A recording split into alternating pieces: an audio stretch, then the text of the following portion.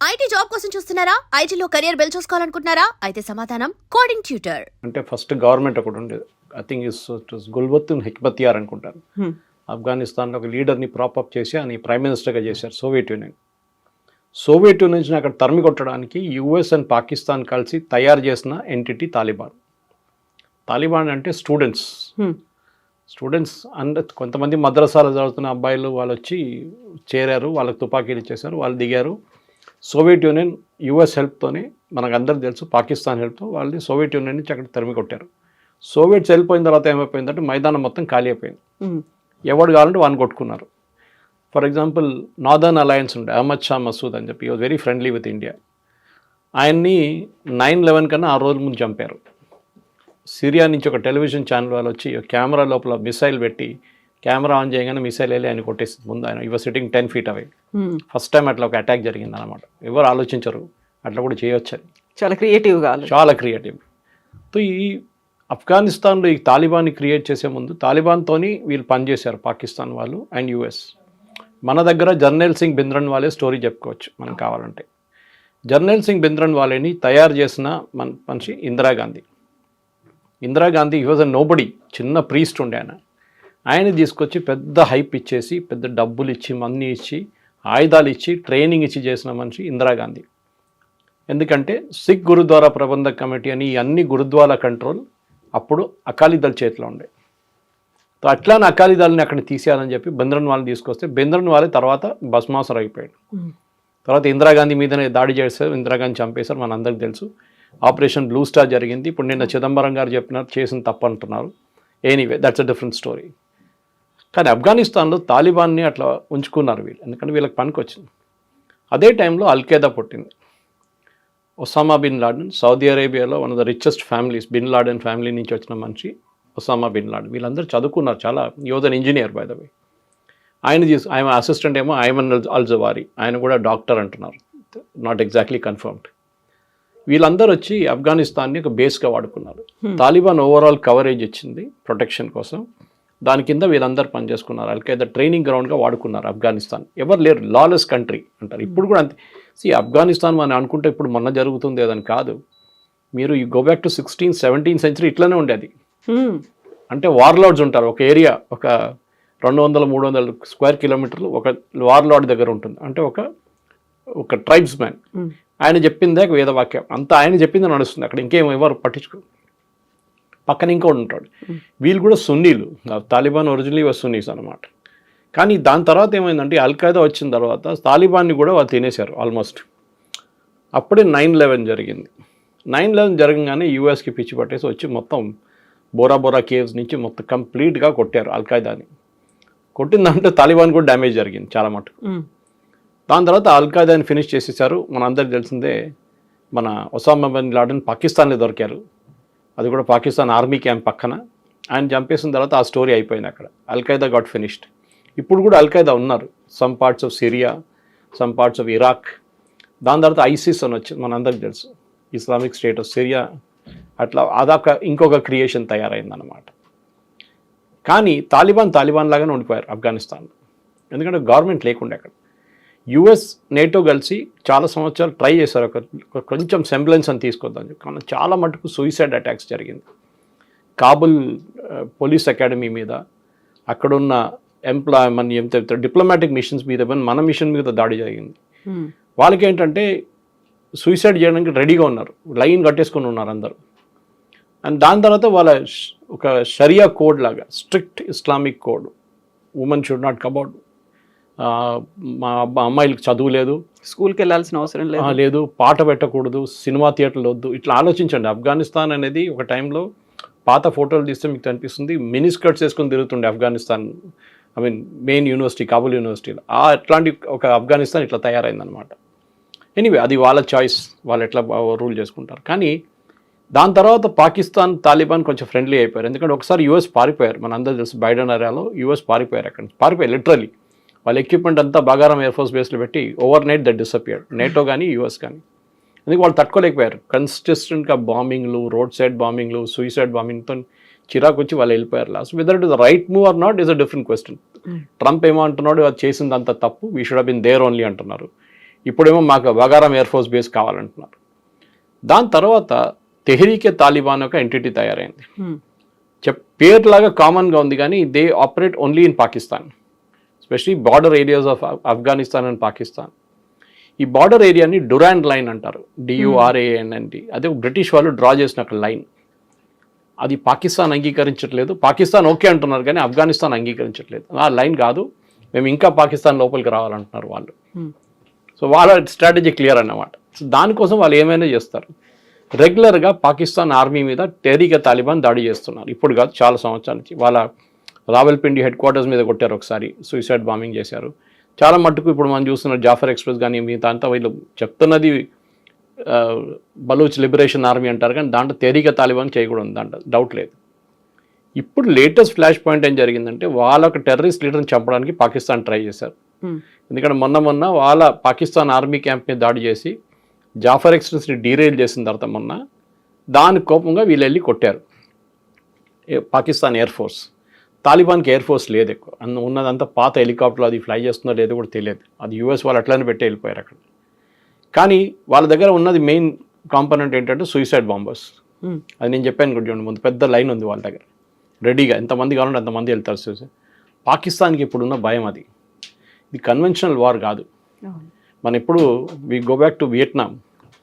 ఇంత పెద్ద US ఆర్మీని ఓడించింది ఒక చిన్న గెరిలా ఆర్మీ, ఓకే, వియట్కాంగ్ అని చెప్పి. వాళ్ళ గెరిలా ఆర్మీ US ఆర్మీని ఓడించిన వియట్నాంలో లెసన్స్ ఏంటంటే కన్వెన్షనల్ వార్ కాదు, this is a unconventional war. ఇప్పుడు మన ఎగ్జాంపుల్ చెప్పాలంటే ఇరాక్లో జరిగినట్లా చెప్పొచ్చు మనం కావాలంటే. అది కాకుండా సిరియాలో జరిగింది చెప్పొచ్చు, అక్కడ కుర్డిస్తాన్లో జరిగింది. ఒక ఆర్మీ రెగ్యులర్ ఆర్మీ ఇర్రెగ్యులర్ ఆర్మీతో ఫైట్ చేస్తారు. ఫర్ ఎగ్జాంపుల్ ఈవెన్ మీరు కాశ్మీర్ తీసుకోండి, మనం ఫైట్ చేస్తున్నప్పుడు వీఆర్ ఫైటింగ్ ద టెర్రరిస్ట్. వాళ్ళు రూల్స్ పాటించరు. ఆర్మీ అన్నప్పుడు ఆర్మీ టు ఆర్మీ కొన్ని రూల్స్ ఉంటుంది, రూల్స్ ఆఫ్ ఎంగేజ్మెంట్ ఉంటుంది. మీరు ఒకరిని పట్టుకుంటే ప్రిజనర్ ఆఫ్ వార్గా ట్రీట్ చేయాలి, అని హ్యూమన్గా ట్రీట్ చేయాలి, అన్ని హ్యూమన్ రైట్స్ ఇవ్వాలి, వాడికి తిండి పెట్టాలి, వాడిని హ్యాండ్ కఫ్ చేయకూడదు, చాలా రూల్స్ ఉన్నాయి అట్లా. కానీ టెర్రరిస్ట్ ఇదంతా పట్టించుకోరు. సో ఈ తెహ్రీకే తాలిబాన్ని ట్యాకిల్ చేయడానికి పాకిస్తాన్ ఆర్మీ కొంచెం ఒక ఏం చెప్తా కొంచెం గట్స్ వచ్చేసింది వాళ్ళు. ఎందుకంటే US ఇప్పుడు బ్యాక్ చేస్తున్నారు వాళ్ళని. స్పెషలీ ఖైబర్ పఖ్తూన్వా కానివ్వండి, ఇక్కడ ఇటువైపు బలూచిస్తాన్ వైపు రేర్ ఎర్త్స్కి ఒక US కంపెనీ మొన్ననే ఫస్ట్ కన్సైన్మెంట్ USకి పంపించారు. అటువైపు చైనా ఏమో మేము ఇవ్వమంటున్నారు. సో పాకిస్తాన్ మీద మొత్తం డిపెండ్ అయి ఉన్నారు US ఇప్పుడు. సో US ఏమన్నారంటే ఫస్ట్ రాగానే మీరు చూసుంటారు, ట్రంప్ రాగానే ఒక పాకిస్తాన్తో మన ఆపరేషన్ సింధూర్ తర్వాత ఈ రేర్ ఎర్త్స్ కోసం అగ్రిమెంట్ సైన్ చేశారు. ఆ రేర్ ఎర్త్స్ అగ్రిమెంట్లో వాళ్ళు ఏం చెప్పారంటే బలూచ్ లిబరేషన్ ఆర్మీని మీరు టెర్రరిస్ట్ గ్రూప్గా డిక్లేర్ చేయండి అని అసీం మునీర్ డిమాండ్ చేశారు. ట్రంప్ ఇమ్మీడియట్లీ అంగీకరించారు. ఇంకా ఆయనకే రేర్ ఎర్త్స్ కావాలి అక్కడ ఉన్నది. అది వీళ్ళేమో థ్రెటన్ చేస్తున్నారు. దీని ముందు చైనీస్ వర్కర్స్ని చాలామందిని చంపారు వీళ్ళు, బలూచ్ లిబరేషన్ ఆర్మీ వాళ్ళు. సో తెహ్రీకే తాలిబాన్ ఏమో నార్త్ నుంచి కొడుతుంది, అంటే వాళ్ళ basically north of Pakistan and south of Afghanistan. వీళ్ళేమో బలూచ్ వాళ్ళు ఇక్కడి నుంచి. ఖైబర్ పఖ్తూన్వాలో ఇంకా ట్రైబల్ గ్రూప్స్ చాలా ఉన్నారు. మొన్న పాకిస్తాన్ ఎయిర్ ఫోర్స్ అక్కడ కూడా బాంబ్ చేశారు, మీరు గుర్తుండి, వాళ్ళ ఓన్ సిటిజన్స్ మీద బాంబ్ చేశారు వాళ్ళు. కానీ మేము చేయలేదన్నారు, అందరికి తెలిసి చేశారని చెప్పేసి. ఇప్పుడు పాకిస్తాన్ ఫారిన్ మినిస్టర్ నిన్న కూడా భారతదేశంలో ఉన్నారు. ఆయన ఏం చెప్పారంటే మేము 58 మంది పాకిస్తాన్ సోల్జర్స్ని చంపామంట. కొంతమంది ఏమో 120 అంటున్నారు, కానీ ఆయన ఇచ్చిన figure 58. We will go with that figure, ఎందుకంటే ఆయన ఒఫీషియల్ కదా రిప్రజెంటింగ్ ఆఫ్ఘనిస్తాన్ ప్రాబ్లం ఏంటంటే present government, Taliban government problem ఏంటంటే లోకంలో చాలా తక్కువ గవర్నమెంట్స్ వాళ్ళని అంగీకరించారు. One of them is Russia. మిగతా వాళ్ళు ఎవరు, ఈవెన్ ఇండియా ఇప్పుడు దాకా we are not accepted Taliban regime. కాకపోతే వాళ్ళు మాత్రం మనతో ఫ్రెండ్షిప్ చూస్తున్నారు. వాళ్ళకి కావాలి, ఎందుకంటే వాళ్ళకి ఇన్ఫ్రాస్ట్రక్చర్ కావాలంటే మనమే, రోడ్లు వేసింది మనమే, దీనికన్నా ముందు కూడా ఇప్పుడు కూడా మనమే వేస్తున్నాం. ఇక్కడ హాస్పిటల్ కట్టింది మనమే, వాళ్ళ పార్లమెంట్ కట్టింది మనమే. ఇదంతా మనం చేసాం వాళ్ళ కోసం, ఎందుకంటే అప్పుడున్న గవర్నమెంట్ని కొంచెం హ్యాపీ హ్యూమర్గా పెట్టుకుందాం అనుకుని చేసామన్నమాట. ఇప్పుడు కూడా అది పనికి వస్తుంది. ఇప్పుడు మన Muizzu is the classic case. మాల్డీవ్స్లో రాగానే ఇండియా అవుట్ అని చెప్పి క్యాంపెయిన్ తీసుకొచ్చి ఇండియాని అక్కడి నుంచి అంతా తెరిమి కొట్టాలని చెప్పారు. కానీ లాస్ట్ ఏం జరిగింది, లాస్ట్ ఆయన ఇప్పుడు 6 నెలలకు వచ్చి ఒక $50 మిలియన్ తీసుకెళ్తాడు. మనమే హెల్ప్ చేస్తున్నాం. అప్పు తీసుకొని ఇక్కడి నుంచి ఇప్పుడు అప్పు కట్టలేకపోతున్నారు. సో దాని ద్వారా మన దగ్గర వచ్చి డబ్బులు తీసుకెళ్తున్నారు అనమాట. ఇది కూడా అంతే సంగతి. ఆఫ్ఘనిస్తాన్కి ఏం కావాలంటే వాళ్ళకి డబ్బులు లేవు వాళ్ళ దగ్గర. వాళ్ళకి ఉన్నది ఒకటే ట్రేడ్, ఓపియం, డ్రగ్స్. అది రావాలంటే పాకిస్తాన్ త్రూ నుంచి రావాలి. పాకిస్తాన్లో కొన్ని ఏరియాస్లో కూడా ఓపియం కల్టివేట్ అవుతుంది. అక్కడి నుంచి కరాచీ వచ్చి కరాచీ నుంచి అది శ్రీలంక వైపు వెళ్తుంది. కానీ ప్రాబ్లం ఎక్కడ వచ్చిందంటే కొత్తగా భారతదేశంలో ఉన్న మన నేవల్ ఫోర్స్ కార్వార్ కానీ ఇంకోటి లక్షద్వీప్లో కొత్త పోస్టులు పెట్టారు, చాలా పెద్ద నేవల్ బేసెస్ పెట్టారు. దాంతో డ్రగ్స్ ఆగిపోయింది అక్కడే. వాళ్ళకు రూట్ లేదు. ఇప్పుడు వారు పంపించాలంటే సోవియట్ యూనియన్ నుంచి పంపించాల్సి వస్తుంది. అది చాలా డిఫికల్ట్ ఇప్పుడున్న వార్ సినారియోలో. ఇట్లా వైపు ఇరాన్కి వెళ్తే వాళ్ళు చంపేస్తారు, ఇరాన్ వాళ్ళు పట్టుకుంటే చంపేస్తారు డ్రగ్స్తో. ఇక్కడికి వెళ్తారు, రెవెన్యూ లేదు వాళ్ళ దగ్గర. సో ఆ ఉన్న రెవెన్యూని కావాలని చెప్పి భారతదేశంలో వచ్చి ఇప్పుడు భారతదేశం ఆర్మీ దగ్గర ఇండియన్ ఏం చెప్తా గవర్నమెంట్ దగ్గర మా హాస్పిటల్ చూసుకోండి, మా రోడ్లు చూసుకోండి అంటే ఇండియన్ గవర్నమెంట్ కూడా బయట అని చెప్పకుండా ఓవరాల్ పైన నుంచి మనం చేస్తున్నాం, వాళ్ళకి హెల్ప్ చేస్తున్నాం డెఫినెట్గా. అది పాకిస్తాన్కి నచ్చట్లేదు. ఎందుకంటే moment of India towards Afghanistan ఇండియాకి వచ్చినప్పుడు మీరేమో యూఎస్తో వెళ్ళిపోయారు, ఆఫ్ఘనిస్తాన్ మా దగ్గర వచ్చారు. ఇప్పుడు జరగబోతుంది ఏంటంటే ఎండ్ ఆఫ్ ద డే పాకిస్తాన్లో I predict over the next 1 week చాలా సూసైడ్ బాంబింగ్స్ జరుగుతుంది, దాంట్లో డౌట్ లేదు. Because yesterday his language was very clear. మేము మా కన్వెన్షనల్ వార్ కాదు ఫైట్ చేసి, అన్కన్వెన్షనల్ వార్ ఫైట్ చేస్తాం, అది మేము చేసి చూపిస్తాం ఎట్లా చేయాలని చెప్పి. ఎందుకంటే any day Pakistan air force is superior to Afghan air force. Pakistan army is very well trained compare to Afghanistan. మూడోది వాళ్ళకి నేవల్ అసెట్స్ లేదు, నేవల్ అసెట్స్ పని కూడా రాదు. It's a land lock country. Exactly Pakistan navy use చేయలేరు. సో ఈ ఫస్ట్ 2 ఎయిర్ ఫోర్స్ అండ్ ఆర్మీని వాడుకోవచ్చు. కానీ నిన్న చూసిన దాని ప్రకారం కొన్ని వీడియోలు వచ్చినాయి బయటికి, వీళ్ళు పారిపోతున్న వీడియోలు వచ్చినాయి పాకిస్తాన్ ఆర్మీ వాళ్ళు. అది నిజమో కాదో మనకు తెలియదు, కానీ అన్కన్వెన్షనల్ వార్లో డెఫినెట్ రావల్పిండి కానీ ఇస్లామాబాద్ కానీ జకబాబాద్ కానీ ఎక్కడైనా పెద్ద వాళ్ళ కరాచీ కానీ అక్కడ సూసైడ్ బాంబింగ్స్ ఏ రోజైనా జరగవచ్చు. ఇప్పుడు ఏం జరిగింది, లాస్ట్ 2 సంవత్సరాలు చాలామంది ఆఫ్ఘనిస్తాన్ని వాళ్ళు పంపించారు ఆఫ్ఘనిస్తాన్కి, కానీ ఇంకా చాలామంది ఉండిపోయారు.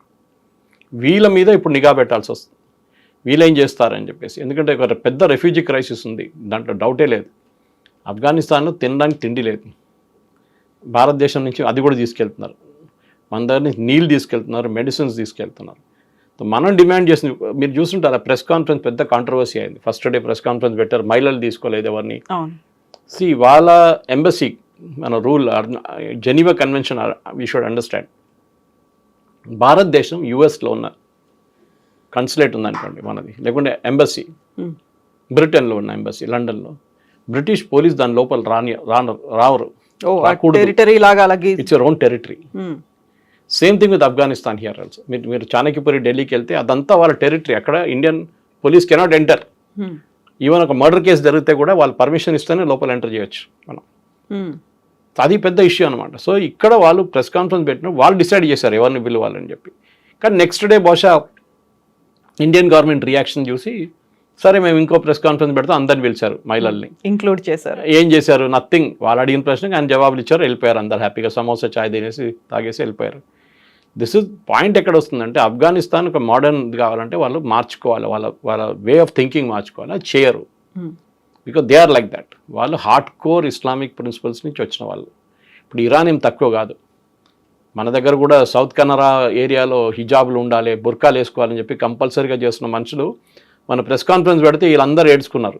ప్రియాంక వాద్రా వీళ్ళందరూ. ప్రియాంక వాద్రా కాన్స్టిట్యున్సీలోనే ముస్లిం మహిళలు ముస్లిం పిల్లలు స్టేజ్ మీద ఎక్కకూడదు ప్రైజ్ తీసుకోవడానికి కూడా, it is not allowed under Islam అని చెప్పి సమత అని చెప్పి ఆర్గనైజేషన్ అక్కడ ఒక కాన్ఫరెన్స్ పెట్టినప్పుడు ప్రైజ్ డిస్ట్రిబ్యూషన్ సెరమనీలో అమ్మాయిల్ని స్టేజ్ మీద రానియలేదు. ఇంకో పిక్చర్ కూడా మీరు చూసుంటారు, అమ్మాయిలు అబ్బాయిల్ని సపరేట్ చేసే కర్టన్ వేసి ఒక క్లాస్ చెప్తారు. ఇది ప్రియాంక గాంధీ వాద్రా వాయనాడులో జరుగుతుంది. ఆమె ట్వీట్ చేస్తుంది, ఏమి తాలిబాన్ వాళ్ళు మహిళలను పిలవట్లేదు అని చెప్పి. So one should remind her where the truth is in between అనమాట. తాలిబాన్ వాళ్ళు వాళ్ళ పని చూసుకుంటాం, వీ కెనాట్ ఇన్ఫ్లుయెన్స్ దెమ్. మనం చెప్పలేం, కానీ చెప్పాము. నెక్స్ట్ డే వాళ్ళు దానికోసం చేంజ్ అయ్యారు. కానీ ఇప్పుడు ప్రెజెంట్లీ పాకిస్తాన్లో I think over the next 20-25 days Pakistan చాలా కేర్ఫుల్గా ఉండాల్సి వస్తుంది. వాళ్ళు ఏమంటున్నారు, మా మీద దాడి చేస్తే మేము చేస్తూ ఉంటున్నాం. కానీ మీరు చేస్తే ఇంకా సిచ్యువేషన్ ఇంకా హారబుల్ అయిపోతుంది. స్పెషలీ బార్డర్ ఏరియాస్లో, క్వెటా ఆ ఏరియాస్లో అంతా, పెషావర్ ఏరియాస్లో it will B messed up, completely mess up అయిపోతుంది. ఇంకా బహుశా చాలామంది చనిపోతారు. ఆఫ్ఘనిస్తాన్ వాళ్ళకి నంబర్లు పట్టించుకోలేదు, వాళ్ళు పట్టించుకోరు. ఎందుకంటే వాళ్ళు సోవియట్ యూనియన్తో ఫైట్ చేశారు, తర్వాత యుఎస్తో ఫైట్ చేశారు, నేటో ఫోర్సెస్తో ఫైట్ చేసిన వాళ్ళకి ఇది చాలా ఈజీ. ఒక 100 మంది చనిపోతే రోజు కూడా వాళ్ళకి ప్రాబ్లం లేదు, దే విల్ ఫైట్. కానీ పాకిస్తాన్కి చాలా ఎంబరాస్మెంట్ అయిపోతుంది అది. ఎస్పెషలీ వాళ్ళ ఏదైనా డిప్లొమాటిక్ అసెట్స్ ఎఫెక్ట్ అవుతుంది. రేపు మన యూఎస్ ఎంబసీ మీద దాడి చేశారనుకోండి, ఇస్లామాబాద్ కానీ రావల్పిండి కానీ, it will be a big blow అనమాట. చైనీస్ వాళ్ళు ఎట్లా పారిపోయారు, చైనీస్ టెక్నికల్ వర్కర్స్ అంతా పాకిస్తాన్ నుంచి రోడ్ కడుతున్న వాళ్ళు, డ్యామ్ కడుతున్న వాళ్ళు అందరూ పారిపోయారు లాస్ట్ 6 monthsలో. అదే పరిస్థితి యూఎస్ కూడా అయిపోయింది. సో ఇప్పుడు పాకిస్తాన్ని ప్రపంచ పటంలో లేకుండా చేస్తాం, ఉనికే లేకుండా చేస్తాము అనేది రాజ్నాథ్ సింగ్ చెప్పిన మాట. ఒకవైపు ఏమో బలూచ్ లిబరేషన్ ఆర్మీ ఉంది, ఇంకొక వైపు తెహ్రీకే తాలిబాన్ ఉంది. అంటే వాళ్లే పాకిస్తాన్ని చూసుకుంటున్నారా? మన ఆపరేషన్ 2ని సింధూర్ని స్టార్ట్ చేయాల్సిన అవసరం లేదంటారా? అక్కర్లేదు. మనం కూడా పాకిస్తాన్ ఏం చేస్తున్నారు, వాళ్ళ వైపు నుంచి జైషే మొహమ్మద్ కానీ, ఈయన మసూద్ అజర్ వాళ్ళ అవుట్ఫిట్ కానీ, వీళ్ళందరూ ఇండియన్ ముజాహిదీన్ అన్నీ వాళ్ళ దగ్గర కూడా ఒక 6 గ్రూప్స్ ఉన్నారు. వాళ్ళందరినీ మన వైపు వాడుకుంటున్నారు. కాశ్మీర్కి వచ్చి అక్కడ టెర్రరిస్ట్ యాక్టివిటీస్ కండక్ట్ చేస్తున్నారు. వాళ్ళు కొంతమంది పారిపోతున్నారు, కొంతమంది చంపేస్తున్నాం మన ఆర్మీ వాళ్ళు, అంతా జరుగుతుంది అనమాట. కానీ అదే పాలసీ మనం కూడా అడాప్ట్ చేస్తున్నాం. ఇప్పుడు బలూచిస్తాన్ మీరు ఎప్పుడు వింటారు, ఇండియన్ ఆర్మీ సపోర్టెడ్ టెర్రరిస్ట్ అని పాకిస్తాన్ స్టేట్మెంట్ ఇస్తారు. అది జాఫర్ ఎక్స్ప్రెస్ బాంబింగ్ జరిగిన తర్వాత కూడా, దాని తర్వాత అక్కడ ఏదైనా ఇన్సిడెంట్ జరిగితే బలూచిస్తాన్లో వీళ్ళు చెప్పేది ఇది. కానీ పాకిస్తాన్ మర్చిపోకూడదు, ఒక 6 నెలలు 8 నెలల ముందు పాకిస్తాన్ అండ్ ఇరాన్ బాంబింగ్ చేసుకున్నారు. వీళ్ళు వాళ్ళ మీద బాంబ్ చేస్తారు, వాళ్ళు వీళ్ళ మీద బాంబ్ చేసి 2 ఖతం చేసుకున్నారు. సో ఇక్కడ ప్రాబ్లం ఎక్కడ వస్తుందంటే, ఈ సోవియట్ యూనియన్ ఓడించడానికి ఇదే ఇరాన్, సౌదీ అరేబియా, ఇంకా చాలా ఇస్లామిక్ నేషన్స్ చాలా డబ్బులు పెట్టారు ఆఫ్ఘనిస్తాన్లో. ఇప్పుడు తాలిబాన్ వాళ్ళు చెప్పిన నంబర్ ప్రకారం వాళ్ళ దగ్గర 2 లక్షల మంది ఆర్మ్ ఫోర్సెస్ ఉన్నారు, ఇంక్లూడింగ్ పోలీస్ ఫోర్సెస్. అది కొంచెం ఎగ్జాజరేట్ చేసి ఉండొచ్చు, 1,00,000 ఉండొచ్చు కావాలంటే. 1,00,000 కూడా పెద్ద నంబరే కదా. And that to not conventional war, unconventional war fight చేస్తారు. సూసైడ్ బాంబర్స్ ఉండి ఉంటారు, ఏదైనా తయారు వాళ్ళు అట్లనే వాళ్ళు, ఎందుకంటే వాళ్ళకి ఇంపాక్ట్ కావాలి.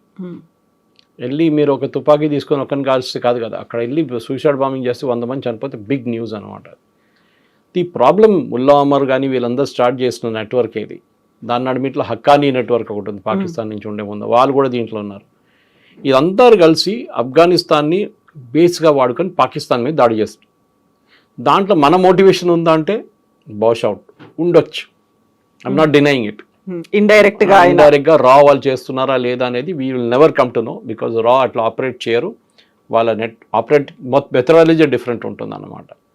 ఎందుకంటే రేపు ఇదే తాలిబాన్ వాళ్ళు మన మీద కూడా ఒక రోజు రావచ్చు అని చెప్పి ఒక రియలైజేషన్ ఉంటుంది. పాకిస్తాన్ ఒక సెక్షన్ తీసుకొని డబ్బులు ఇచ్చి మన వైపు పంపించవచ్చు కాశ్మీర్కి. ఇన్ఫాక్ట్ అదే జరుగుతుంది అనుకున్నాం మనం. యుఎస్ పారిపోయినప్పుడు వీళ్ళందరికీ ఏం పని లేదు, అక్కడ జాబ్లెస్ అయిపోయారు. ఎవరిని చంపుతారు, చంపాల్సిన వాడు పారిపోయాడు, అక్కడ సోవియట్ వాళ్ళు పారిపోయింది, దాని తర్వాత యూఎస్ పారిపోయింది, నేటో వెళ్ళిపోయింది.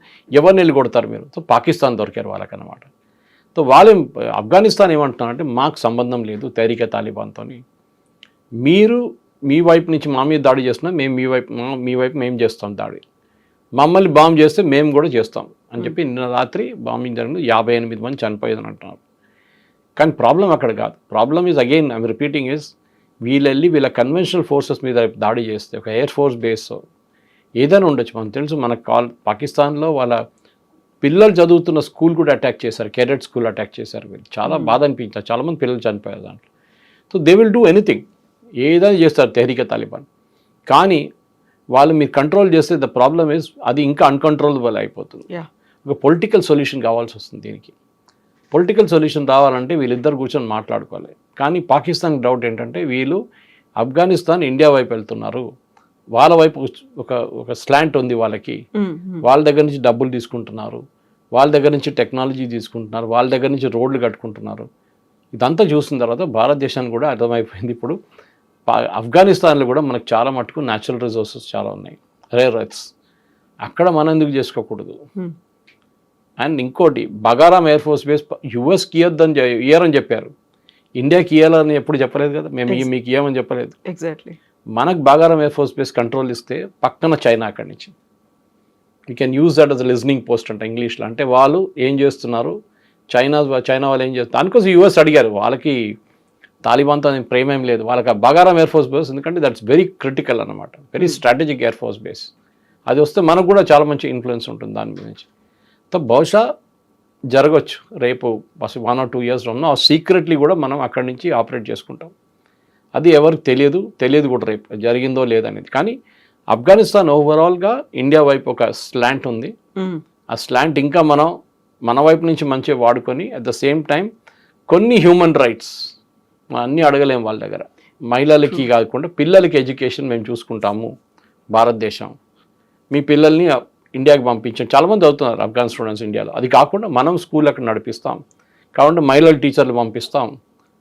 Okay, but you should not put much of restriction దాని మీద అని చెప్పొచ్చు. ఒక మోడరేట్ తాలిబాన్ అక్కడ ఉంది ఒకటి. ఆ మోడరేట్ తాలిబాన్ని మీరు బయటకు తీస్తారు. అది చూసారు నిన్న మహిళల్ని ఎప్పుడు కలవరు ఈయన ఫారిన్ మినిస్టర్. ఆలోచించండి, మన దగ్గర ఉన్న ప్రెస్ కాన్ఫరెన్స్లో మహిళలు వచ్చి కూర్చున్నారు, అందరు కోపంతో ఉన్నారు, కానీ అడిగినప్పుడు అన్ని జవాబులు అని చెప్పేసిండు, చెప్పాల్సిందని. దాని తర్వాత క్వైట్గా వెళ్ళిపోయింది. అందులో కూడా పిల్లల చదువు గురించి అడిగారు వాళ్ళు. సో మీరు ఇరాన్ చూడండి. ఇప్పుడు ఇరాన్లో హిజాబ్ వేయకుండా మీరు యూనివర్సిటీకి వెళ్ళారు, హిజాబ్ కంపల్సరీ, మ్యూజిక్ ప్లే చేయకూడదు, సినిమాలు లేవు. అవి ఎప్పుడైనా అడుగుతున్నారండి? మొన్న దాకా సౌదీ అరేబియా కూడా ఇదే ఉండే కదా. మొహమ్మద్ బిన్ సల్మాన్ వచ్చిన తర్వాత Saudi Arabia is really gone modern కంప్లీట్గా.